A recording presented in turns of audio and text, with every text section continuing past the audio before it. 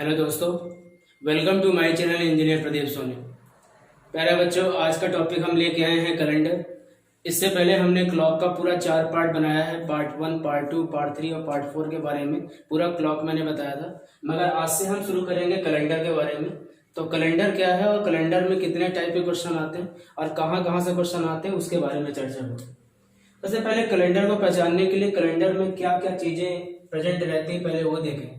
तो आपको पता है कि कोई भी कैलेंडर आप उठाएंगे तो उसमें आपको पहले डे मिलेगा, दिन मिलेगा कि कौन सा दिन, या दिन सोमवार, मंगलवार, बुधवार, बृहस्पतिवार, फिर आपका शुक्रवार, शनिवार, रविवार। और दूसरा केस आपका ये मिलेगा कि उसमें डेट मिलेगी, तारीख मिलेगी। तीसरा, तारीख से फिर आपका मंथ क्लियर होगा, वहां पे माह क्लियर होगा। और आपको ये भी पता होना चाहिए कि कैलेंडर किसका प्रयोग आप कर रहे हैं, तो वहां पे ईयर शो करेगा, ईयर मतलब वर्ष शो करेगा। तो 4 प्रकार के मिलके हमारे कैलेंडर का क्रिएट करते हैं। पहला दिन, तारीख, माह और क्या, वर्ष। ये चारों मिलाकर हमारा कैलेंडर का निर्माण होता है। तो सबसे पहले आपको जानना है कैलेंडर में स्थिति कितनी कितनी प्रकार की है और कैलेंडर हमें क्या क्या पढ़ना है पहले उसके बारे में देखना है। तो ध्यान रखिए, दिन कितने होते हैं आपको पता है। दिन आपके 7 दिन होते हैं, 7 दिन होते हैं। मंडे से शुरू करके आपका संडे तक चलता है, या मंडे से लेकर संडे तक चलेंगे तो 7 दिन। इसको वीक बोलते हैं, इसको सप्ताह बोलते हैं। ये वीक होता है, एक सप्ताह होता है, इसको सप्ताह बोला जाता है। और एक सप्ताह में या हफ्ता, एक सप्ताह में कितने दिन होंगे आप बोलेंगे, एक सप्ताह में 7 दिन होंगे।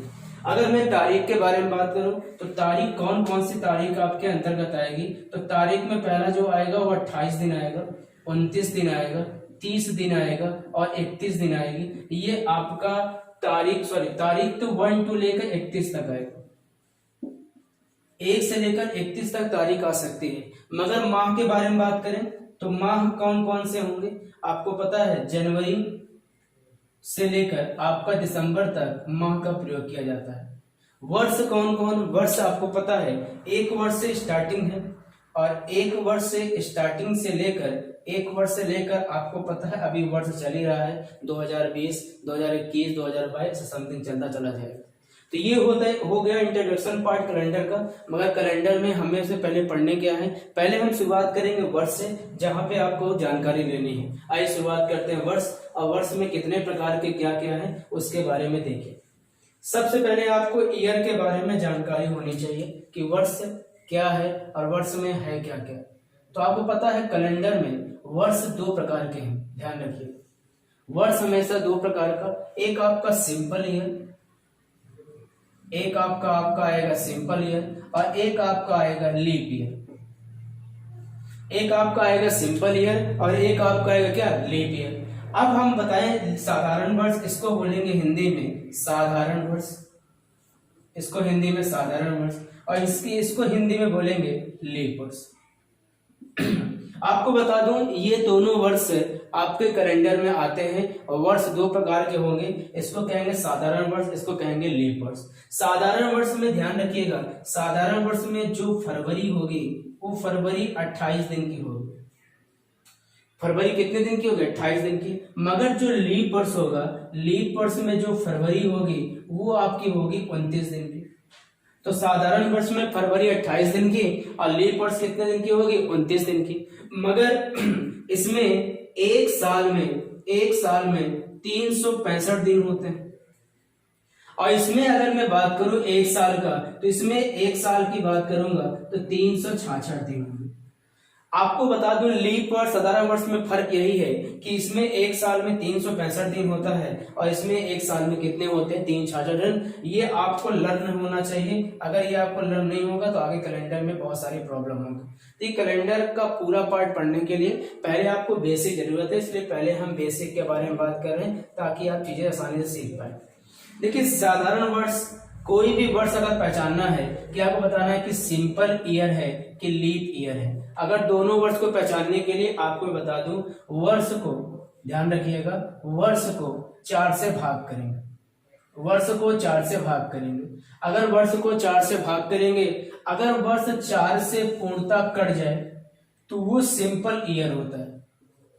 अगर सॉरी नहीं कट जाए तो वो लीप ईयर होता है। अगर वर्ष 4 से नहीं कटता है तो उसको कहते हैं सिंपल ईयर बोलते हैं। तो कहने का मतलब है ऐसे वर्ष जो 4 से पूर्णतः भाग हो जाए, ध्यान रखिएगा, ऐसे वर्ष जो पूर्णतः 4 से भाज्य ना हो, और इसमें क्या है पूर्णतः 4 से भाज्य हो।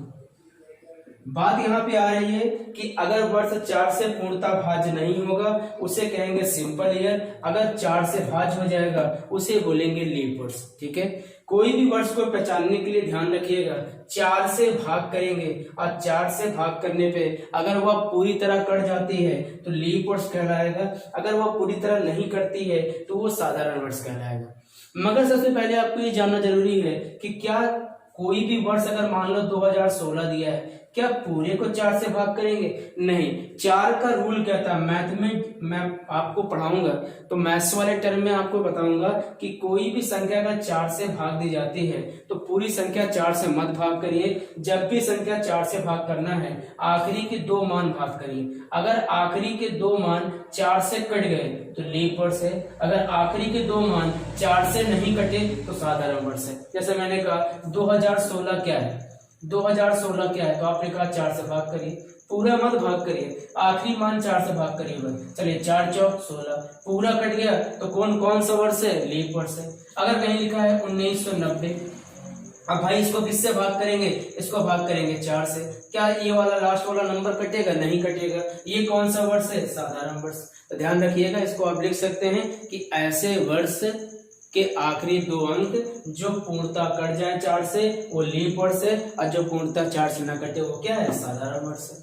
अब इसी कंडीशन में बात आती है कि एक टर्म और आपका होता है, एक टर्म और आपको दिमाग में याद करना है। याद क्या करना है? इसमें एक आती है शताब्दी वर्ष, ध्यान रखिएगा, एक आपका आता है शताब्दी वर्ष, इसको सेंचुरी ईयर बोलते हैं, इसको आपको सेंचुरी ईयर बोलते हैं। और सेंचुरी ईयर का मतलब आपको मालूम है कि कभी भी कोई संख्या में अगर मैं कहूँ सेंचुरी है, सेंचुरी का मतलब होता है दहाई और इकाई के स्थान पे डबल जीरो होना चाहिए। तो जैसे मैंने कहा कि अगर कहीं लिखा है 1900 ये सेंचुरी ईयर है, कहीं लिखा है 2000 ये सेंचुरी ईयर है, कहीं लिखा है 2100 सेंचुरी ईयर है। ऐसे वर्ड जिसके इकाई और दहाई में डबल जीरो दिखे उसे ही कहते हैं शताब्दी वर्ष। ऐसे वर्ड जिसके दहाई और इकाई में जीरो का प्रयोग किया जाता है उसे ही शताब्दी वर्ष कहते हैं। और ध्यान रखिएगा शताब्दी वर्ष, जैसे मैंने कहा 2200 शताब्दी वर्ष, 2300 शताब्दी वर्ष, 2400 शताब्दी वर्ष। मगर बात आई कि अगर शताब्दी वर्ष आ गया तब हम क्या करेंगे? ध्यान रखिएगा, अगर शताब्दी वर्ष नहीं आता तब संख्या को 4 से भाग देना। अगर शताब्दी वर्ष नहीं आता तो संख्या को 4 से भाग करना, अगर शताब्दी वर्ष आ गया तो संख्या को किससे भाग करना? 400 से भाग करना। ये रूल होता है आपका पहचानने के लिए, ध्यान रखिएगा। शताब्दी वर्ष के केस में हमेशा जो वर्ष रहेंगे उसको 400 से भाग दिया जाता है। शताब्दी वर्ष के केस में जो वर्ष रहेंगे उसको 400 से भाग दिया जाता है। और कंडीशन नंबर 1, अगर वर्ष 400 से कट गई तो लीप वर्ष, 400 से न कटी तो साधारण वर्ष। मतलब इसको एक लाइन में हम लिख सकते हैं, क्या लिख सकते हैं? आइए देखते हैं इसको लिखने का तरीका क्या हो सकता है। लिखने का तरीका क्या हो सकता है, ध्यान रखिए। जब आपको मैं बता दूं कि अगर मैं इसके स्टार्टिंग के बारे में बात करूं कि तो आपको ये पहचानना पड़ेगा कि जो वर्ष 400 से 4 या 400 से पूर्णतः विभक्त हो जाए शताब्दी वर्ष कहलाएंगे, शताब्दी वर्ष कहलाएंगे। और अगर जो वर्ष 4 या 400 से पूर्णतः विभक्त ना हो तो शताब्दी वर्ष नहीं, लीप वर्ष कहलाएंगे। और जो वर्ष 4 या 400 से पूर्णतः विभक्त ना हो तो वह वर्ष साधारण वर्ष कहलाएगा। तो आपके दिमाग में इतना रखना है कि अगर साधारण वर्ष से लीप वर्ष पहचानने की देखिए ध्यान रखिएगा, अगर शताब्दी वर्ष कहीं दिख जाते हैं, शताब्दी वर्ष कहीं दिख जाएंगे तो उस संख्या को 400 से भाग देना है, और 400 से भाग देने पर अगर कट गई तो लीप वर्ष, ना कटी तो कौन वर्ष, साधारण वर्ष। आइए देखते हैं कैसे पहचानेंगे। देखिए जानेंगे कैसे। देखो भाई, अगर मैंने आपसे पूछा, पहला क्वेश्चन आपसे पूछा है, बताइए 2021 कौन सा वर्ष है, कौन सा वर्ष है। हमने कहा 2021 कौन सा वर्ष है, 2021 के बारे में बात हो रही है और कौन सा वर्ष है। तो आपने कहा सर ये शताब्दी तो है नहीं, इसका मतलब आपको 400 से नहीं, आपको 4 से भाग करना है। चलिए 4 से भाग करिए। क्या आखिरी के 2 मान 4 से पूर्णतः कट जा रहे हैं, नहीं कट जा रहे। अगर नहीं कट जा रहे तो ये कौन सा वर्ष है, बताइए ये कौन सा वर्ष है, ये आपका साधारण वर्ष है। ठीक है, ऐसे ही अगर मैंने आपसे बोला कि बताइए 1940 कौन सा वर्ष, कौन सा वर्ष है, 1940 कौन सा वर्ष है। तो आपने कहा 1940 निकालने के लिए आप पता है 1940 में आपको किससे भाग करना है, 4 से। जब आप 4 से भाग करेंगे तो पूरा का पूरा आप भाग नहीं देंगे, आखिरी के 2 अंक भाग देंगे। जब आखिरी के 2 अंक आप भाग दीजिए तो ये देखा 4 दाम 40, ये पूर्णता कट जा रहा है। जब ये पूर्णता कट जाएगा तो बताइए कौन सा वर्ष होगा, ये आपका लीप वर्ष होगा। इसी तरह अगर मैं अगला क्वेश्चन ले लूं कि बताइए सन 2400 कौन सा वर्ष है, 2400 कौन सा वर्ष है। आपको बताना है 2400 कौन सा वर्ष है। तो आप मुझे बताइए 2400 है तो क्या आप मुझे बताइए 2400 को आप क्या 4 से भाग करेंगे, नहीं। तो आप सेंचुरी ईयर दिख गया, अगर ये सेंचुरी ईयर दिख गया तो आपको 400 से भाग करना। ध्यान रखिएगा सेंचुरी को हमेशा 400 को, और जो सेंचुरी नहीं रहेगा उसको 4 से। कट गया, कोई भी केस में कट गया शताब्दी वर्ष, सॉरी लीप वर्ष, अगर नहीं कटा तो साधारण वर्ष। अब देखिए ये इससे कट गया तो 4 छंग 24, पूरा का पूरा कट गया। जब पूरा का पूरा कट गया तो ये कौन सा वर्ष होगा, बताइए ये लीप वर्ष होगा। ठीक है, आई होप आपको समझ में आ रहा है। आइए हम शुरुआत करते हैं कैलेंडर का। आपको इतना ध्यान रखना है, साधारण वर्ष में फरवरी 28 दिन की और एक साल में 365 दिन, और इसी तरह लीप वर्ष में फरवरी 29 दिन में, और एक वर्ष में आपका 366 दिन होता है।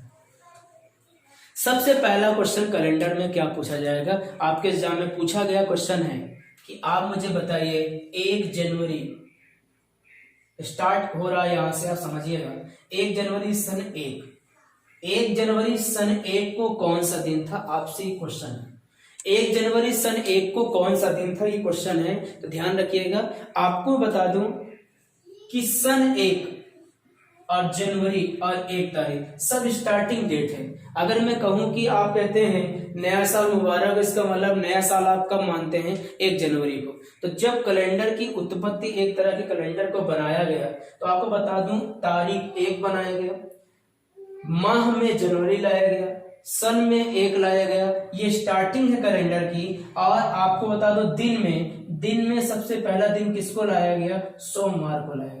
सबसे पहला दिन किसको लाया गया, अगर क्वेश्चन में पूछा जाए कि सप्ताह का प्रथम दिन कौन सा दिन होता है, तो सप्ताह का प्रथम दिन सोमवार होता है। ध्यान रखिएगा, सप्ताह का हमेशा प्रथम दिन, न्यू दिन जो होगा वो सोमवार होगा। इसीलिए कहा जाता है 1 जनवरी सन 1 को सोमवार था। कौन सा दिन था, सोमवार। इस पॉइंट को आप नोट कर लीजिए, ध्यान रखिएगा एग्जाम में पूछा गया क्वेश्चन है कि 1 जनवरी सन 1 को कौन सा दिन था, तो आप कहेंगे 1 जनवरी सन 1 को सोमवार था। ठीक है, आइए स्टार्ट करते हैं कैलेंडर को, इस पॉइंट को नोट कर लीजिए।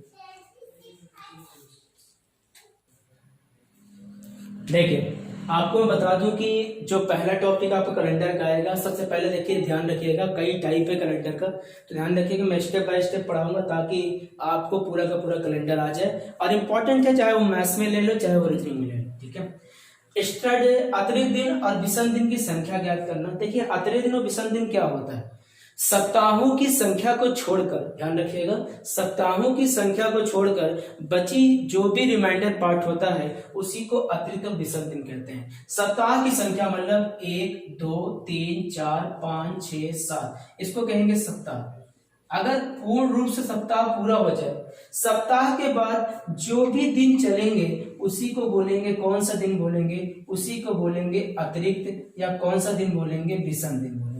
इस पॉइंट को आप नोट कर चलिएगा कि ध्यान रखिएगा मैंने क्या बोला, सप्ताह 7 दिन के छोड़ने के बाद, सप्ताह के बाद जो भी दिन बचेंगे उसी को बोलेंगे अतिरिक्त और विषम दिन। जैसे मैंने कहा बोलो 10 दिन बीत गया है तो 10 दिन में कितने सप्ताह कितने अतिरिक्त दिन, तो आप बोलेंगे सर 10 दिन में एक सप्ताह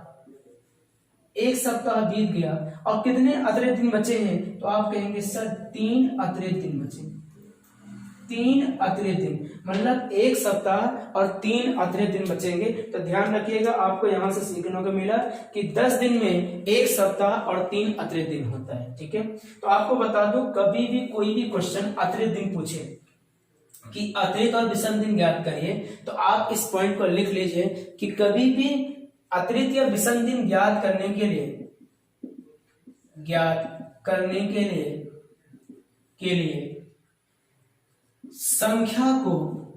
संख्या को 7 से भाग दिया जाता है।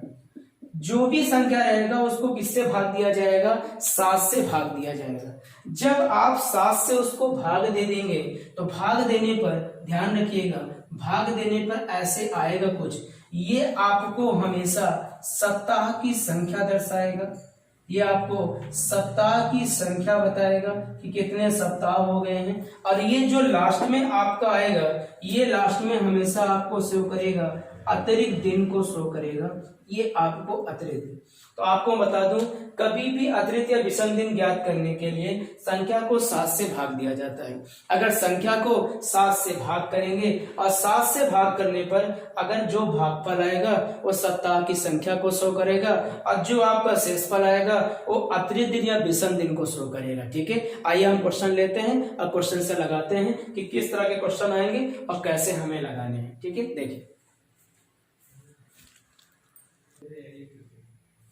देखिए क्वेश्चन नंबर पहला आपको जो कह रहा है वो क्या कह रहा है, समझने का प्रयास करिएगा। पहला क्वेश्चन कह रहा है कि 45 दिन में सप्ताह और अतिरिक्त दिन की संख्या ज्ञात करें, या एक साधारण वर्ष में कुल कितने सप्ताह कितने अतिरिक्त दिन होते हैं, या तो कहेगा एक लीप वर्ष में कुल कितने सप्ताह कितने अतिरिक्त दिन होंगे। ध्यान रखिएगा तीनों क्वेश्चन का लगाने से पहले आपको थोड़ा सा कुछ चीजें नॉलेज होना चाहिए। जैसे 45 दिन में सप्ताह और अतिरिक्त दिन की संख्या बताइए, तो 45 दिन को पहले आप क्या करिए, इसको आप 7 से भाग कर दीजिए। कितने से भाग करिए, 7 से। जब आप 7 से भाग करेंगे, देखिए 7 छंग कितना हो गया, 7 छंग कितना हो गया, 42 हो गया। और कितना बचा बताइए, 3 बचा। कितना बचा, 3। तो जो 6 आया है तो यही 6 आपका क्या है, सप्ताह है। तो 6 सप्ताह इसमें है और 3 जो नीचे आया है यही 3 आपका क्या शो करेगा, 3 आपका शो करेगा अतिरिक्त दिन को। इसका मतलब है 45 दिन में सप्ताह और अतिरिक्त दिन की संख्या, 45 दिन में 6 सप्ताह और 3 अतिरिक्त दिन होते हैं। ठीक है, आइए एक साधारण वर्ष में कुल कितने सप्ताह कितने साधारण वर्ष, एक साधारण वर्ष में कितने दिन होंगे, साधारण वर्ष में 365 दिन होंगे, हमने लिखाया है। एक साधारण 365 दिन होंगे। अब इसको किससे भाग करेंगे, 7 से। चलिए 7 बचे 35, तो बोलो कितना आया, 15। 7 बचे 35, 7 दूना 14, कितना आया, 1 आया। इसका मतलब है 52 सप्ताह आएगा, 52 आपका सप्ताह आएगा और एक आपका क्या आएगा, अतिरिक्त दिन आएगा। ये एग्जाम में क्वेश्चन पूछ सकता है, इसको याद किए रहिएगा कि आपका एक साधारण वर्ष में 52 सप्ताह और 1 अतिरिक्त दिन होते हैं। ठीक है, लीप वर्ष में बात करूं तो लीप वर्ष में कितना दिन, 366 दिन। इसको आप किससे भाग करेंगे, 7 से भाग करेंगे। किससे भाग करेंगे, 7 से। 7 से भाग करिए, 7 बचे कितना हो गया, 35 हो गया। अब बताओ नीचे कितना आया, 1 16 और 7 दूना कितना हो गया, 14। तो बोलो कितना आ गया आपका, 2।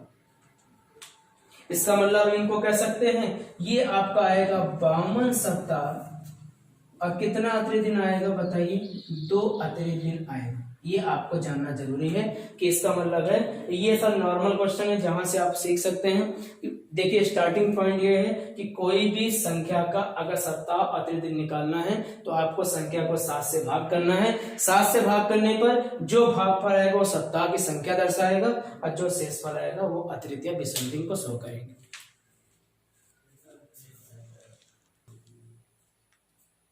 देखिए पहला क्वेश्चन है कि 100 वर्षों में कुल कितने अतिरिक्त दिन होंगे। देखिए यही सब क्वेश्चन एग्जाम में पूछता है, जो आप इसके पहले मैंने बताया वो ऑलरेडी क्वेश्चन आया हुआ है एग्जाम में, मगर इस सब क्वेश्चन को सीखने के लिए पहले आपके पास थोड़ा सा लॉजिक होना चाहिए। अच्छा मुझे ये बताइए 100 वर्ष बोला है, कितने वर्ष बोला है? 100 वर्ष बोला है। अब आप मुझे बताओ भाई ये 100 जो वर्ष बोल दिया है, अब ये 100 वर्ष का लॉजिक क्या कहता है मैं समझ नहीं पा रहा हूं। पहली बात तो कुछ लोग का कहना ये रहेगा कि सर ये बताइए 100 वर्ष है तो 100 को किससे भाग कर दीजिए? 7 से भाग कर दीजिए। तो मैं आपको बता दूं अगर आप 7 से भाग करेंगे तो ये लॉजिक गलत है, क्योंकि हमने जो बताया है वो आपको बताया है 7 से भाग आप दिन में करेंगे। ये तो वर्ष है भाई, 100 वर्ष है, आप समझिए 1 वर्ष 2 वर्ष 3 वर्ष, पहले इसको दिनों में कन्वर्ट करना पड़ेगा। तो आप मुझे बताओ लीप वर्ष, अगर मैं लीप वर्ष के बारे में बात करूं तो लीप वर्ष हर 4 साल के बाद आता है। अगर लीप वर्ष हर 4 साल के बाद आता है तो पहले देखो इसमें कितने लीप वर्ष हैं और कितने साधारण वर्ष हैं। सबसे पहले 100 वर्षों को 2 भागों में हम बांटेंगे, 100 वर्षों को 2 भागों में बांटेंगे।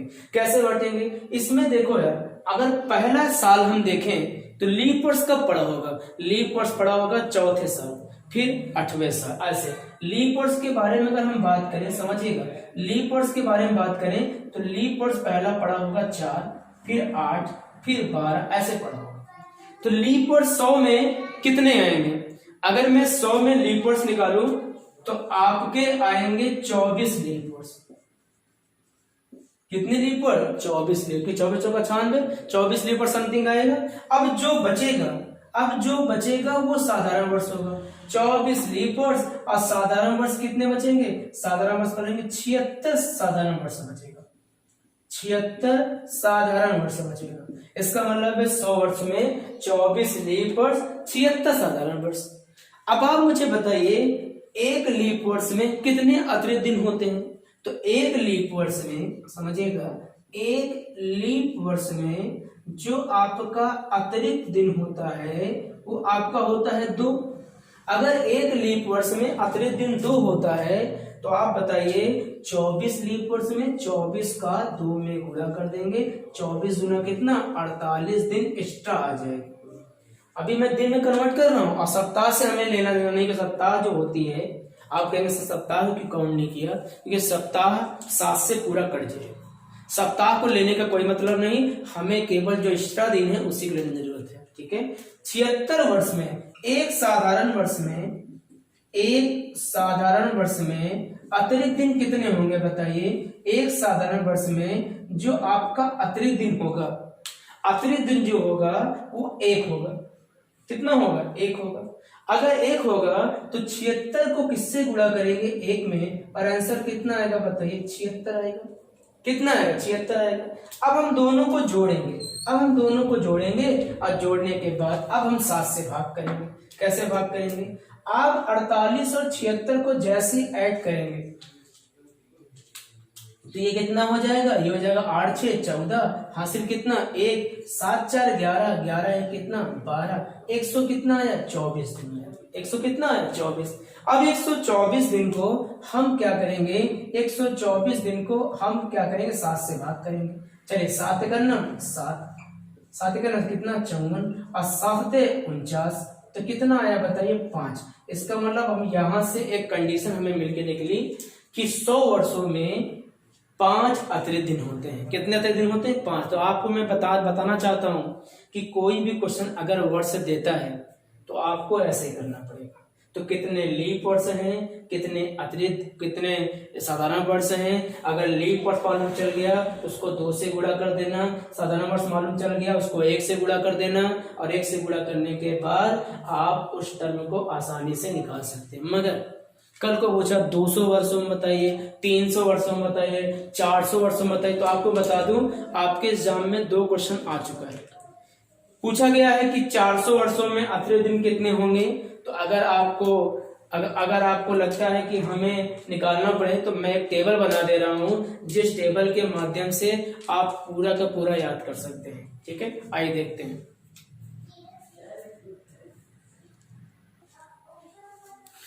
देखिए आप नोट कर लीजिए, इंपॉर्टेंट पॉइंट बना के नोट कर लीजिए ताकि आप चीजों को समझ पाए। तो हम करेंगे कैसे? देखिए पहले आप एक टेबल बना लीजिए, ऐसे एक टेबल ऐसे बना लीजिए। इस टेबल के माध्यम से आप पूरा का पूरा याद कर लेंगे और प्रॉफिट भी रहेगा। कैसे? सबसे पहले आपको यहाँ पे लिखना है वर्ष, ध्यान रखिए ये आपका वर्ष रहेगा। वर्ष होने के बाद यहाँ पे आपका रहेगा अतिरिक्त दिन, ठीक है, आपका रहेगा अतिरिक्त दिन, सॉरी या फिर हाँ ठीक है अतिरिक्त दिन, अतिरिक्त दिन, ठीक है। 100 वर्षों में पहले आपसे पूछेगा 100 वर्ष, फिर आपसे पूछेगा 200 वर्ष, फिर आपसे पूछेगा 300 वर्ष, फिर अगला एक आपसे पूछेगा 400 वर्ष। देखिए जो तरीका मैं बता दे रहा हूँ अगर इस तरीके का इस्तेमाल आप करेंगे तो एग्जाम में आपको निकालना भी नहीं पड़ेगा, आपको करना भी क्या पड़ेगा 100 वर्ष, 300 वर्ष, 100 वर्ष, 200 वर्ष और 300 वर्ष, फिर उसके बाद 400 वर्ष, ठीक है। इस टर्म का यूज कैसे करेंगे देखो, तो 100 वर्षों में जो आपका अतिरिक्त दिन 200 वर्ष, 300 वर्ष, 400 वर्षों में, और अंतिम दिन कौन सा है ये आपको याद करने के लिए देखिए पहले अतिरिक्त दिन याद करने मोबाइल एक आप पिन कोड याद कर लीजिए, ये हो गया 5, ये हो गया 3, ये हो गया 1 और ये क्या हो गया 0, याद कर लीजिए। इसका जो पिन कोड होगा वो 5310 होगा, क्या होगा 5310। अगर आप 5310 याद के रहेंगे तो आपको पूरा का पूरा चीजें समझ में आ जाएगी। 100 वर्षों में अतिरिक्त दिन कितने 5, 200 वर्षों में 3, 300 वर्षों में 1, 400 वर्षों में कितना 0। अंतिम दिन अगर आपसे पूछ ले कि 100 वर्षों में आखिरी दिन कौन सा दिन पड़ा होगा, तो आपको बता दूं 0 को बोलते हैं रविवार, ठीक है, जो यही आया वही लिख लीजिए रविवार, रविवार। फिर 1 को बोलते हैं आपका क्या सोमवार, 1 को क्या बोलते हैं सोमवार। 3 को क्या बोलते हैं, 3 को बोलते हैं बुधवार, 3 को क्या बोलते हैं बुधवार। और आपको जो 5 का आएगा 5 को आपको क्या बोलेंगे शुक्रवार बोलेंगे, क्या बोलेंगे शुक्रवार बोलेंगे। देखिए एग्जाम में आपसे पूछेगा कि शताब्दी वर्ष का आखिरी दिन कौन कौन सा हो सकता है, तो लिख लीजिएगा शताब्दी वर्ष का आखिरी दिन रविवार, सोमवार, बुधवार और शुक्रवार हो सकता है। क्योंकि देखिए ये जो चीजें हैं शताब्दी वर्ष ही है, ये आपका शताब्दी वर्ष ही है, ये आपका क्या है शताब्दी वर्ष है। तो आपसे अगर एग्जाम में पूछे कि शताब्दी वर्ष का आखिरी दिन कौन कौन सा हो सकता है, तो आप यही कहिएगा शताब्दी वर्ष का जो आखिरी दिन होगा वो रविवार, सोमवार, बुधवार और शुक्रवार होगा। अगर आपसे पूछे शताब्दी वर्ष का कौन कौन सा दिन नहीं हो सकता है, तो जो बचा वो नहीं होगा। क्या बचा भाई, बचा आपका मंगलवार, फिर बचा आपका बृहस्पतिवार और आपका बचा क्या शनिवार। तो 3 बार एग्जाम में बहुत देखिए ध्यान रखिएगा, जिस हिसाब से मैं स्टेप बाय स्टेप पढ़ा रहा हूं यही सब चीजें एग्जाम में आती है। आपको क्या पढ़ना है, रविवार, सोमवार, बुधवार और शुक्रवार, ये चारों वार शताब्दी वर्ष के आखिरी दिन होते हैं। परंतु ध्यान रखिएगा, परंतु आपका आया मंगलवार, फिर आपका आया बृहस्पतिवार, फिर आपका आया शनिवार, ये तीनों शताब्दी वर्ष के आखिरी दिन नहीं होते हैं, ठीक है। ध्यान रखिएगा, इस तरह चीजों को आप पढ़ेंगे तो आप एकदम प्रॉफिट रहेंगे और समझ पाएंगे, ठीक है। आइए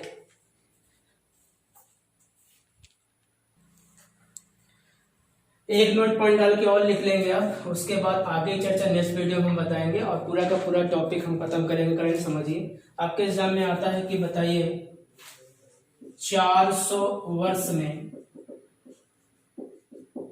कुल कितनी बार, 400 वर्ष में कुल कितनी बार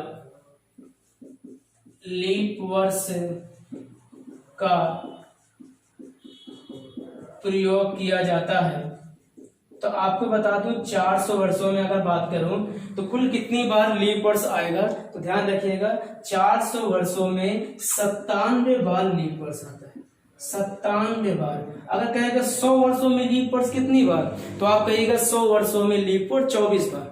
हमने दिखाया था 100 वर्षों में 24 बार, तो बताइए 200 वर्षों में 48, 300 वर्षों में आपका ऐसे, तो 24 चौका 96 होता है। मगर 97 क्यों लिया गया, क्योंकि 400 भी कहीं ना कहीं अगर मैं बात करूं 400 को भी काउंट कर दिया गया है। इसलिए आपके एग्जाम में क्वेश्चन आता है कि 400 वर्षों में कुल कितनी बार लीप वर्ष प्रयोग होता है, आप कहेंगे 97 बार, ठीक है। ये आपका फर्स्ट वीडियो था कैलेंडर का, इसको पहले आप बेसिक जान लें। बाकी इसके आगे अगले क्लास में जो हम आपको बताएंगे दिन निकालना, फिर आपको एक कॉन्सेप्ट बताएंगे से बाद के बाद का प्रयोग करना। तारीख बहुत सारे पार्ट है, पार्ट बाय पार्ट हम पढ़ाएंगे, चीज़ों को समझते चलिए और चीज़ों में जितना हो सके उतना प्रैक्टिस करिए। वीडियो को लाइक करिए और शेयर भी करिए। ठीक है, थैंक यू।